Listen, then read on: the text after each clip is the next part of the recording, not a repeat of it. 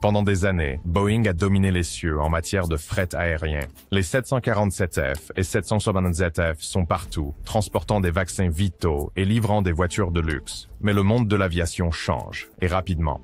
Aussi l'Airbus A350F, un avion qui n'est pas là juste pour concurrencer, mais pour conquérir. Ce n'est pas une simple amélioration ou un design recyclé. L'A350F est un saut à pleine vitesse vers l'avenir. Il est plus léger, plus écologique et plus efficace. Construit sur la base de l'A350 1000 de pointe, ce cargo offre des performances qui attirent l'attention des transporteurs de fret et des dirigeants de Boeing. Plus de cargaison, moins de consommation de carburant, moins d'émissions. Il coche toutes les cases et ajoute la plus grande porte de chargement principale du secteur pour couronner le tout. Airbus a étudié les points de pression du marché du fret et a répondu avec un avion qui ne se contente pas de résoudre les problèmes, mais qui change complètement la donne. Cette vidéo est votre visite guidée pour comprendre pourquoi l'A350F n'est pas juste un avion, c'est un coup de semonce. L'empire de longue date de Boeing dans le fret aérien fait enfin face à une véritable menace. Et cette menace a des ailes, une peau en fibre de carbone et un nom, Airbus A350F. Pendant des décennies, Boeing n'a pas seulement participé à l'industrie des avions cargo, il l'a dominée. Avec plus de 90% du marché mondial des avions cargo gros porteurs à son actif, le titan aérospatial américain a été le roi incontesté de la logistique aérienne. Ces avions, le Boeing 747F et 777F, sont devenus les lignes de vie invisibles de l'économie mondiale. Vous ne les voyez pas sur la piste avec des livrets d'avions tape à l'œil ou des annonces d'embarquement de passagers, mais ils sont toujours là, transportant des vaccins, des iPhones, des équipements médicaux essentiels et des artefacts inestimables de musées entre les continents. Ces avions ont livré pendant les guerres, les pandémies, les catastrophes naturelles, vous le nommez. À bien des égards, Boeing a été le cheval de bataille fiable de la chaîne d'approvisionnement moderne. Mais le temps ne s'arrête pas dans l'aviation, et le joyau de la couronne de Boeing, le 777F, a commencé à montrer son âge. Introduit en 2008, c'était une merveille d'efficacité à l'époque, avec les énormes moteurs GE 90 et une capacité de charge utile qui a transformé la logistique du fret longue distance. Mais c'était à l'époque. Dans le monde ultra rapide de l'innovation aérospatiale, 2008 pourrait tout aussi bien être l'âge de pierre. La technologie des moteurs du 777F, son efficacité énergétique et ses performances en matière d'émissions sont désormais en retard par rapport aux normes modernes. Plus préoccupant encore, il ne répond pas aux nouveaux seuils réglementaires mis en place par l'Organisation de l'aviation civile internationale, un problème qui ne disparaîtra pas avec une mise à jour logicielle. Boeing n'est pas endormi aux commandes. L'entreprise a développé le 777-8F, un avion cargo de nouvelle génération destiné à succéder au 777F et à rester compétitif dans un monde exigeant des performances plus élevées et des émissions de carbone réduites. Mais le processus de développement a été tout sauf fluide.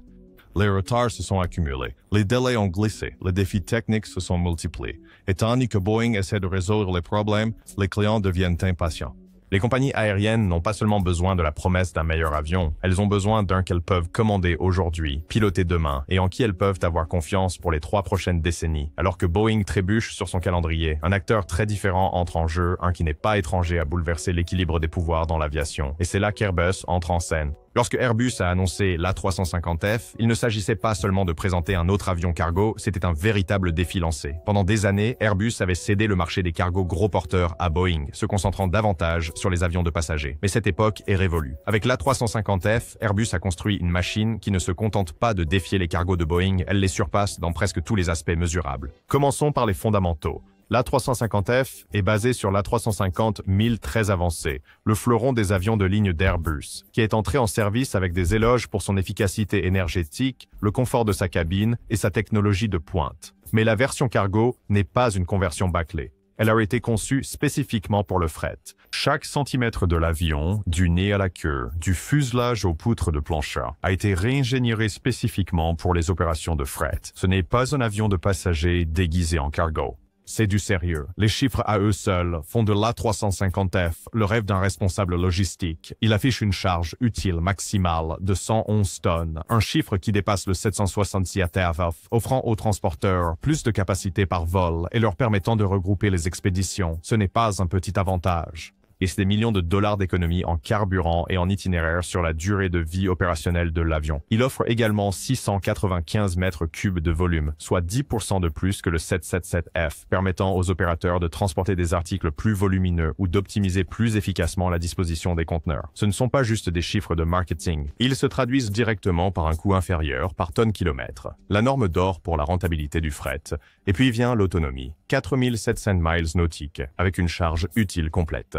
Cela signifie des vols sans escale de l'Asie vers l'Europe, du Moyen-Orient vers l'Amérique du Nord, des corridors clés pour le commerce mondial. Qu'il s'agisse d'électronique de Shenzhen, de textiles de Dhaka ou de produits pharmaceutiques de Bâle, l'A350F peut tout livrer plus rapidement, à moindre coût et plus loin que presque tout autre appareil dans le ciel. Mais peut-être que la caractéristique la plus révolutionnaire est la conformité. L'A350F est le premier avion cargo conçu pour se conformer pleinement aux normes d'émissions de CO2 de l'OACI pour 2027. Ce n'est pas une promesse vague ou une caractéristique nécessitant des exemptions réglementaires. Il est prêt maintenant. Cela seul fait de l'avion un billet en or pour les opérateurs de fret confrontés à une pression croissante de la part des régulateurs, des investisseurs et des clients pour décarboner leur chaîne d'approvisionnement. En revanche, le 777F de Boeing ne peut même pas respecter les normes d'émissions actuelles sans recourir à des échappatoires et des exceptions. Un pari risqué dans un monde où les taxes carbone et les certifications vertes sont la nouvelle norme. Une grande partie de l'avantage de performance de l'A350F réside dans ses matériaux de construction. Airbus a construit l'avion en utilisant plus de 70% de matériaux avancés, y compris des composites en fibre de carbone, du titane et des alliages d'aluminium haute technologie. Ces matériaux réduisent non seulement le poids à vide de l'avion d'environ 30 tonnes par rapport au 777F, mais augmentent également sa durabilité et réduisent ses coûts de maintenance. Le résultat est un avion plus léger, plus solide, plus économe en carburant et nettement plus propre.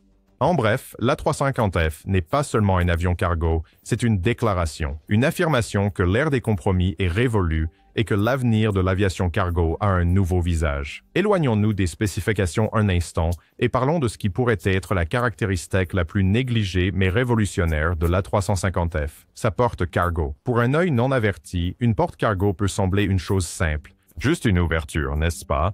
Mais dans le monde du fret, c'est un élément crucial, la différence entre une opération fluide et un casse-tête logistique. Airbus l'a bien compris, car l'A350F n'a pas seulement une porte cargo, il a une porte cargo. Avec une largeur de 4,4 mètres et une hauteur de 4,3 mètres, la porte de chargement du pont principal de l'A350F est la plus grande de sa catégorie, 15% plus grande que celle du 777F. Cet espace supplémentaire est plus important que vous ne le pensez. Pour les transitaires traitant des cargaisons non standards, c'est un changement radical. Pensez à des articles volumineux comme des fuselages d'hélicoptères, des moteurs à réaction ou même des satellites et du matériel militaire. Avec l'A350F, ceux-ci peuvent être chargés sans démontage, économisant du temps, de l'argent et des risques. Les opérateurs imaginent déjà de nouvelles utilisations, du transport d'installations artistiques surdimensionnées aux véhicules entièrement assemblés. Et une fois à l'intérieur, les avantages continuent. Le plancher du pont principal est spécialement renforcé pour supporter des charges plus denses et plus lourdes. Il ne s'agit pas seulement de capacité, mais de polyvalence. Que vous transportiez des appareils électroniques délicats et des unités à température contrôlée ou des machines ultra lourdes pour les opérations minières, l'A350F peut tout prendre. Chaque centimètre de la cabine a été conçu pour maximiser l'efficacité de la charge, réduire les temps de rotation et minimiser le stress sur les joints structurels. De plus, l'avion est équipé de systèmes de manutention de fret à la pointe de la technologie, y compris des rouleaux automatisés, des mécanismes d'arrimage et des contrôles environnementaux avancés.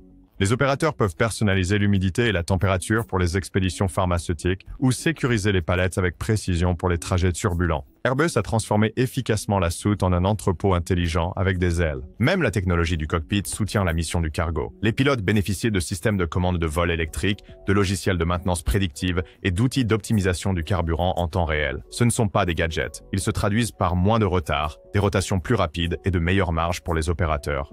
C'est bien loin des cadrans analogiques et des commandes encombrantes des anciens cargos, qui dépendent encore des manifestes papier et des inspections manuelles. À la fin, l'A350F n'est pas seulement un avion cargo qui vole mieux, il se charge mieux, transporte mieux et réfléchit mieux. Si Airbus voulait seulement impressionner les passionnés d'aviation et les ingénieurs, il se serait arrêté à des brochures tape à l'œil et des graphiques de performance, mais ils ne l'ont pas fait. Airbus a soutenu chaque affirmation audacieuse par quelque chose de bien plus puissant, des commandes. Et pas seulement des expressions d'intérêt timides, mais de véritables contrats en argent comptant de la part de certaines des compagnies aériennes et des opérateurs de fret les plus respectés au monde. L'A350F n'est plus un concept, c'est une force commerciale et le marché répond avec son portefeuille. Passons en revue la gamme.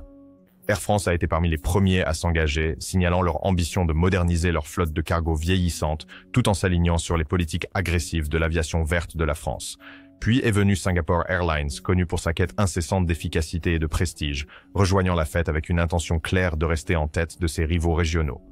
Etihad, avec ses ambitions stratégiques en matière de fret, s'est également empressé de capitaliser sur l'empreinte logistique croissante d'Abu Dhabi. Et puis, il y a CMA et CGM Air Cargo, l'un des acteurs de fret les plus récents mais les plus agressifs du marché, qui a décidé de parier sur l'A350F pour stimuler son expansion mondiale.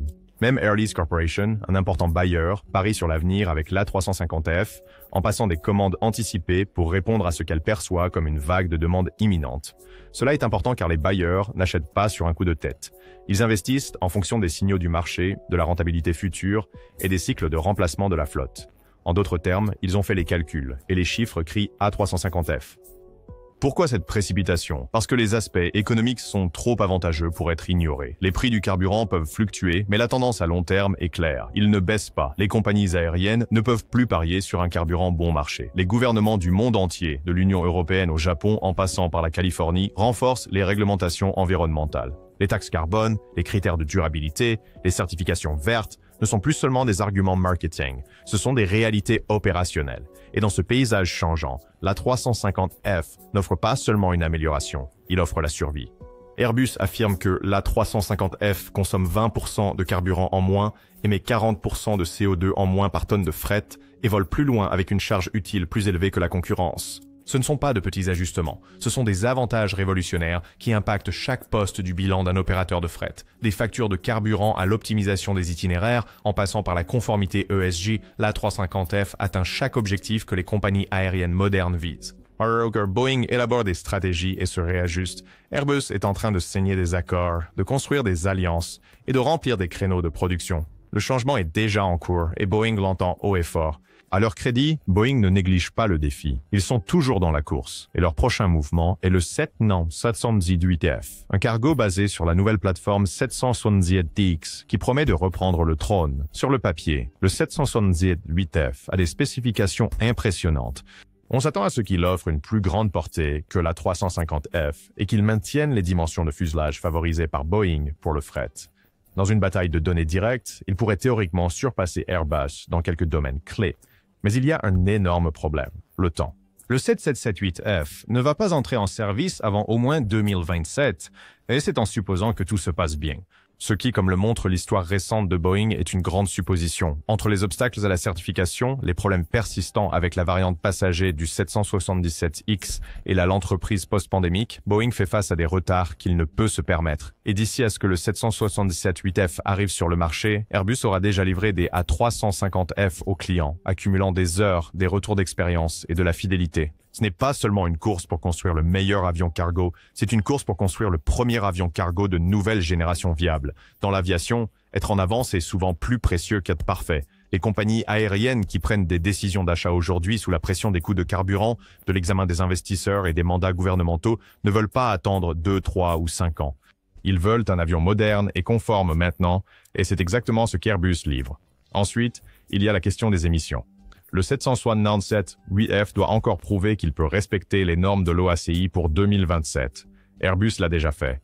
Ce n'est pas une note de bas de page. C'est un argument de vente majeur dans un monde qui priorise rapidement la durabilité. Pour certains transporteurs, la conformité réglementaire est le facteur décisif. Et Airbus a déjà franchi le cap, tandis que Boeing est encore en train de courir vers lui. Si Boeing tient la promesse du 777-8F, ce sera un avion puissant. Mais d'ici là, sera-t-il suffisant? Ou Airbus aura-t-il déjà remodelé le marché autour de cette définition du cargo moderne? L'arrivée de la 350F ne concerne pas seulement la fibre de carbone, les portes cargo ou les mètres cubes. Il s'agit d'un changement de pouvoir. Pendant des années, Boeing a dominé le monde du cargo, incontesté, inégalé, presque intouchable. Mais maintenant, Airbus a fait plus que simplement se présenter.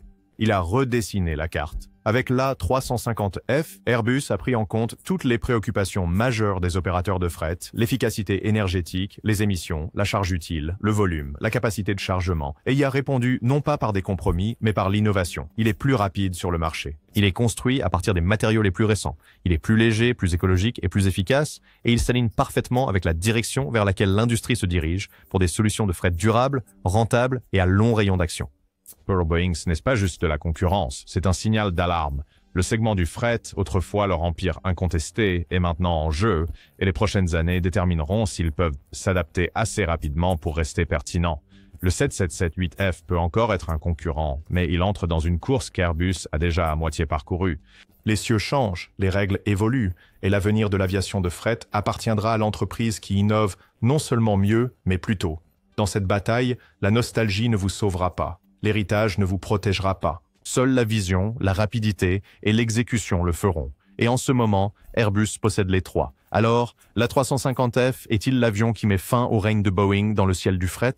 Le temps le dira. Mais une chose est sûre, le monde du fret est officiellement entré dans une nouvelle ère, et elle porte la marque d'Airbus Britain. Si vous avez trouvé cette analyse intéressante, appuyez sur le bouton « J'aime », abonnez-vous et laissez un commentaire pour nous dire ce que vous pensez de l'avenir de Boeing et Airbus. D'ici là, volez intelligemment et restez curieux.